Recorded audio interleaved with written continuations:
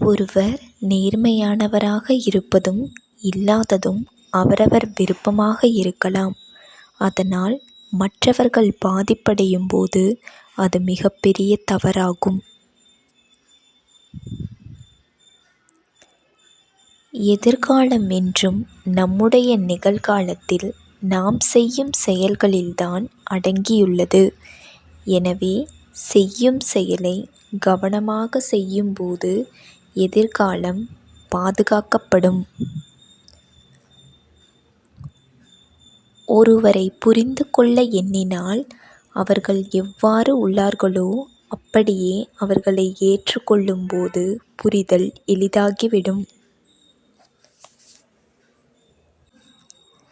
தேவையற்ற கருத்துக்களையும் விமர்சனங்களையும் கவனிக்காமல் விட்டுவிடும் போதும் தேவையான பலவற்றை பெற முடியும்.